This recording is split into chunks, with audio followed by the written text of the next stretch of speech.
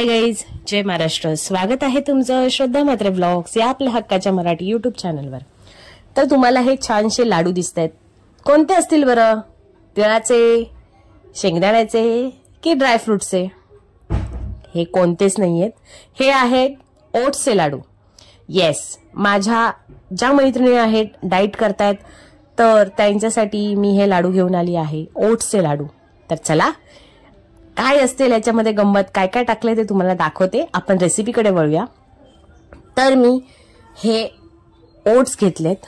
तुम्हाला जसे क्वांटिटीमध्ये घ्यायचे असतील, जास्त प्रमाणात कमी प्रमाणात, ते तुम्ही घेऊ शकता तुमच्या मर्जीने.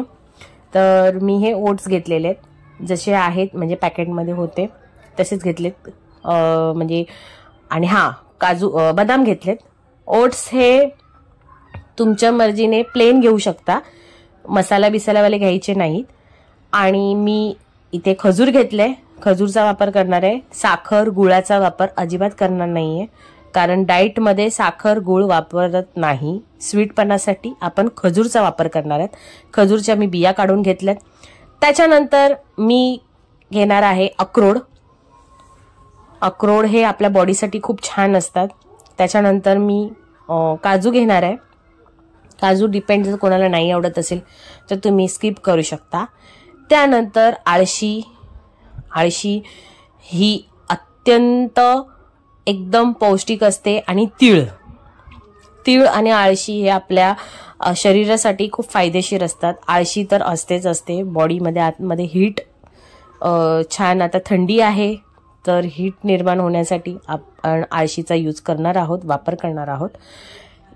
तर येस, हे सगळं साहित्य आहे. आता मी पॅन गरम केलाय.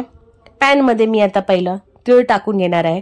तीळ छान असे मस्तपैकी मीडियम गॅसवर ब्राऊन करून घेणार आहे, छान परतून घेणार आहे. कारण हे लाडू मला खूप दिवस ठेवायचे आहेत, त्यामुळे कोणताही पदार्थ नरम पडता कामा नये, कुरकुरीत राहायला पाहिजे. सो त्यासाठी छान अशी परतून घेणार आहे. आणि हे बघा, कलर त्याचा छान असा बदललेला आहे. तर मी एका साईडला परात ठेवली आहे. परातीमध्ये मी आता ही काढून घेते. हे लाडू तुम्ही म्हणजे खूप क्रेविंग झालं गोड खाण्याचं तर तुम्ही हे कधीही खाऊ शकता. तर आळशी ही मी जेव्हा परतत होती तेव्हा एकदम मीडियम, खूप गरम झालेला असेल ना पॅन, तवा किंवा काय, तर आळशी आहे ना ही पटकन भाजली गेली जाते. सो त्यामुळे एकदम मीडियम गॅसवर पटकन परतून घ्या. ही पटकन परतली जाईल. तर हे बघा, छान असा तिचा कलर बदललेला आहे. हे सगळं मी अशी भाजून घेते कारण खूप दिवस टिकण्यासाठी. आणि आळशी ही प्रत्येकाला फायदेशीर असतेच. त्याबद्दल म्हणजे मी आपले मोठे सांगतात, म्हणजे लाडवामध्ये मेथीचा लाडू बोला, म्हणजे जे पौष्टिक लाडू असतात त्याच्यामध्ये आळशीचा वापर केला जातो, बरोबर आहे ना. तर आता ह्याच्यानंतर मी हे आपले ओट्स आहेत, हे ओट्स मी आता पूर्ण छानपैकी गोल्डन ब्राऊन असे परतून घेणार आहेत. हे मेन आहे ना भाजण्यावर आहे. खूप जणींना जर ओट्स हे असेच भाजता आले नाही तर मिक्सरला बारीक करून म्हणजे पावडर होते आणि मग भाजायचं, ते खूप मेहनत लागते आणि खूप त्रास होतो. कारण म्हणजे कसं जळतं, ते जळलेला वास येतो. सो जर तुम्ही असंच मसाल्याचे ओट्स हे मी वापरलेले नाही आहेत, कुठले हे प्लेन ओट्स आहेत. तर हे छान असे मी परतून घेणार आहे, कारण मेन ह्या ओट्सवरच आपला लाडू बनतो. तर मी हे छान असे परतून घेतले, छान कुरकुरीत झालेले होते. बघा तुम्ही, जसे पोहे आपण परततो ना चिवड्याला, तसंच सेम ओट्स पण छान असे परतून घ्यायचे मीडियम गॅसवर. हे सगळं ना आपण काहीच सुकं सगळं असं भाजून घेतलंय, बरोबर. आता आपण हे सगळं बदाम, काजू हे ना आपण तुपावर परतून घेणार आहोत. आता मी हे आमच्या घरचं तूप आहे, मी गोकुळ दूध वापरते. तर त्या गोकुळ दुधाची ही साय निघते ना, तर मी साठवून त्याचं मी तूप करते. आठवड्याभराचं तूप निघतं. तर मी असं, मला आवडतं मी असं साठवून म्हणजे कधीतरी यूज होतो. घरचं तूप ते घरचं तूप, बाहेरचं कसं असतं माहिती नाही. सो मी हे घरीच असं छान डब्बा भरून तूप बनवते आणि मग यूज करते.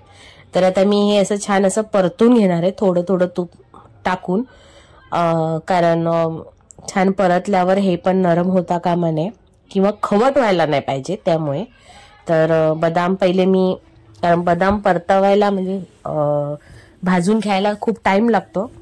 सो त्यामुळे पहिले मी बदाम परतून घेणार आहे. हे बघा छान मस्त असे ब्राऊन ब्राऊन झालेत शेंगदाण्यासारखे.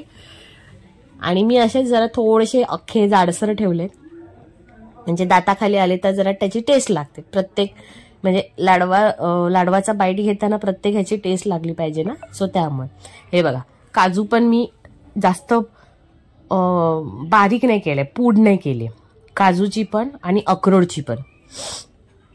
काजू आणि अक्रोड मी हे एकदम का टाकले, कारण ते दोन्हीही पटकन भाजले जाणार, म्हणजे शिजणार नाही सॉरी, भाजले जातात, रोस्ट केले जातात. बदामला थोडा टाइम लागतो कारण तो कडक असतो ना. सो त्यामुळे, आणि हे असे मी परतून घेणार आहे. मला अजूनही बरं नाही वाटत आहे. तुम्ही बोलत असाल की ही रेसिपी व्हॉइस ओव्हरने का देते, पण जरा थोडे दिवस बरं नाही वाटत आहे सर्दी झाल्यामुळे, तर खोकला पण झालाय. पण तुमच्यासाठी मी रेसिपी बनवते, तर प्लीज आपल्या व्हिडिओला लाईक्स कमी यायला लागलेत तर प्लीज लाईक्स करत जा. आणि हे बघा छान असे मी हे परतून घेतलेत. हे लाडू सगळ्यांना फायदेशीर आहेत, तर मैत्रिणींनो करा. आता मी एका साईडला बघा बदाम, आपलं काजू आणि अक्रोड छान असे गोल्डन ब्राऊन झाल्यावर काढून ठेवलेत एका साईडला.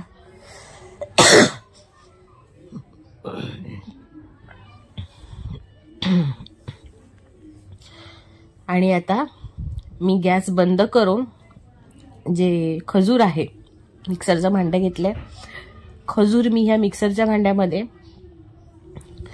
मिक्सरमध्ये फिरवून घेणार आहे. खजूर तुम्ही कितीही बारीक कापलात ना तरी मिक्सरमध्ये हा म्हणजे फिरला गेल्यावर जास्त फाईन पेस्ट नाही करायची, एकदम थोडीशी दरदरी अशी म्हणजे दाणेदार अशी ठेवायची आहे. तर मी सर्वात पहिले मी असंच लावून घेतलं मिक्सरला. तर बघा असं फिरलं गेलं, तर मला हे असं नको होतं, तर म्हणून मी थोडं थोडं करून पाणी ह्याच्यामध्ये ॲड केलं. आणि मग पाणी ॲड करून झाल्यावर पुन्हा मिक्सरला फिरवल्यावर ही मला जशी पाहिजे होती अशी, हे बघा जास्त पण एकदम म्हणजे लगदा म्हणजे असं मऊ मऊ करायचं नाही, थोडंसं असं खजूरचा दाणेदारपणा दिसला पाहिजे. तर हे बघा हे मी आता पॅनमध्ये सगळे खजूर होते ते वाटून मिक्सरला पॅनमध्ये आता हे मी छान असं गरम करणार आहे. आणि हां, जेव्हा हे आपण शिजवू, कारण काय आपल्याला जे पाणी आपण ॲड केलेलं होतं ना ते पाण्याचं प्रमाण आहे ना पूर्ण सुकलं पाहिजे. तर मी ह्याच्यामध्ये थोडं हे बघा तूप टाकलंय. तूप टाकून मी छान मोठ्या हाय फ्लेमवर असं परतून घेणार आहे. आणि मोठा गॅस करून छान असं परतून घ्यायचंय, कारण आपल्याला कळतं बघा आता हे पूर्ण हे जे मिक्सरला वाटलेलं होतं मिश्रण ते आता तुम्हाला हे दिसतंय, थोडं पाणीसर दिसतंय. आणि जेव्हा ही शिजेल खजूरची पेस्ट आहे ती, तर तेव्हा तुम्हाला कळेल. हे बघा आता हे पूर्ण मी सारखं चमच्याने ना मिक्स करत राहायचंय. त्याशिवाय त्याचं जे आपण पाणी टाकलेलं होतं ते पाणी सुकणार नाही. थोडंसं असं मिक्स करत राहिलं तर मग हे बघा मी तुम्हाला बोलली नाही बघ, पूर्ण तुम्हाला दिसलं छान असं एक गोळा असा एका साईडला पूर्ण असं रेडी व्हायला पाहिजे. आपल्याला हे असंच पाहिजे. मगाचं जे मिश्रण होतं पॅनमध्ये मी गरम करत होती ते आणि ह्याच्यात फरक बघा. तर आता मी एका साईडला हे सगळं जे फ्राय केलेलं होतं भाजलेलं होतं ते मी ठेवलंय. आणि आता मी जेव्हा ह्याच्यामध्ये हा गरम खजूरचा जो छान असा शिजलेला गोळा असा टाकला तर बघा तुम्हाला कळलं असेल घट्ट प्रमाण झालेलं आहे, एकजीव झालेलं होतं, तो पूर्ण त्याचं पाणी गेलेलं होतं. तर आता हे खूप गरम आहे, तर त्यामुळे मला ते मिक्स करता आलं नाही. तर थोडंसं तुम्ही कोमट होऊन द्यायचंय, पूर्ण थंड नाही करायचंय, कोमट कोमट करायचे. कोमट करून झाल्यानंतरच आपण ते लाडू वळायला घ्यायचे. तर आता चमच्याने मी आता हे ना सगळं असं आजूबाजूला असं पसरून घेते आणि मग खूप गरम होतं. मी गरमागरम एकदम हे करायला घेतलं नाही, 10-15 मिनिटं थांबली आणि त्यानंतर हे असं थोडंसं मीडियम झालं, म्हणजे कोमट कोमट झालं ना, तेव्हा मी हे असं एकजीव करायला लागली. म्हणजे त्याच्यामध्ये सगळं पहिले ना मिक्स करून घेतलं. हे बघा साईडने ना जो आपण खजूरचं जे मिश्रण आहे, खजूर गरम केलेला होता, शिजवलेला होता, त्या खजूरच्या शिजवण्याच्या ह्याच्या मिश्रणामध्ये आपण हे जे आपलं सगळं भाजलेलं मटेरियल होतं ते आपण त्याच्यामध्ये मिक्स करणार आहोत छान असं. आणि मग त्याच्यानंतर मी म्हणजे हे मिक्स करून झालं तर मला असं वाटलं की थोड्या वेळाने आता हे होऊ शकतं. सो त्यानंतर मी मिक्स करून झाल्यानंतर मग मी जे लाडू होते ते वळायला घेतलेत. बघा तुम्हाला कळेल, हे छान असं मिक्स करून घेतल्यावर पुन्हा मी हाताने, म्हणजे मला असं वाटत होतं का नाही हे मिक्स नाही झालंय, थोडंसं मला असं व्हाईट व्हाईट दिसतंय. तर मी मिक्स करून घेतल्यानंतर मग लाडू वळायला घेतले. हे बघा आता मी माझ्या स्वतःच्या हाताने पहिले मिक्स करून घेते, कारण असतं ना एक चमच्यावर, कधी माझं तर म्हणजे असं काय मिक्स करायचं असेल तर मला चमच्यावर विश्वास नसतो, माझ्या हातावर विश्वास असतो. तर मी असं खूप म्हणजे थोडंसं कोमट गरम होतं, खूपच गरम नव्हतं, पण मला होत नव्हतं ना, गरम गरम लागत होतं हाताला, त्यामुळे मी चमच्याचा वापर केला. पण नंतर मी विचार केला जाऊ ते चमच्याला ठेवूया, बस झालं, ह्याला आराम देऊया. आणि मग हे बघा एका साईडला राहिलेलं होतं बघा, जे मिक्स केलेलं हाताचं मिश्रण आहे म्हणजे लाडवाचं, त्याच्यात आणि ह्या चमच्यामध्ये किती फरक आहे बघा.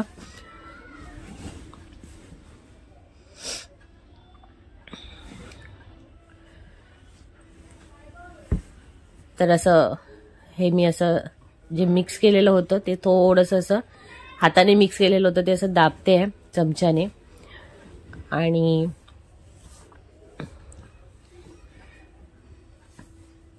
हे बघा हे का दाबते माहितीये, जे बदाम आहेत ना आणि अक्रोड, ते काय बोलतात, अख्खे मला वाटत होते, त्या मिश्रणामध्ये मिक्स होत नव्हते, ते सुट्टे होत होते. नंतर मग ठेवला चमचा बाजूला आणि ह्यानं असं मिक्स केलं ना का मग बघा एक नंबर मिक्स झाले आणि छान असे लाडू वळले गेले. हे बघा एक पण लाडू माझा फुटला नाही, अगदी कडक आणि खूप सुंदर एकदम घट्ट असं बसलेलं होती वीण त्याची, म्हणजे लाडवाची. जरा पण सुटत नव्हता किंवा कुठला काजू पडत होता किंवा बदाम पडत होता किंवा अक्रोड पडत होता, असं काहीच नाही झालं. सगळं असं मिक्स झालेलं आहे. मला मैत्रिणीनं एवढा खोकला झाला ना कफमुळे, त्यामुळे मला बोलताना पण खोकला येतोय. काही नाही, औषध घेऊन होईन बरी. तुमचे सर्वांचे आशीर्वाद आहेत ना माझ्या पाठी, त्यामुळे तुमच्यासाठी काही ना काहीतरी नवीन रेसिपी बनवून घेऊन येणारच आणि बनवणारच, हे कायम असणार माझ्यासोबत. तर हे बघा छान असे मी आता हे लाडू वळते आणि खूप मस्त झालेले होते, खूप टेस्टी होते. तुम्हीही मैत्रिणींनो करून बघा. हा म्हणजे एक लाडू जरी खाल्ला सकाळी, म्हणजे तुम्ही नाश्ता नाही केला तरी आपलं म्हणजे पोट आहे ना खूप हेवी वाटतं. आणि खूप जे डाईट करतात त्यांना खूप क्रेविंग होते की गोड खायचंय, तर तुम्ही हे खाऊ शकता, बनवू शकता. खूप छान झालेले. आणि करा मला कमेंट, तुम्ही तुमच्या घरी केले असाल तर मला कमेंट करून सांगा.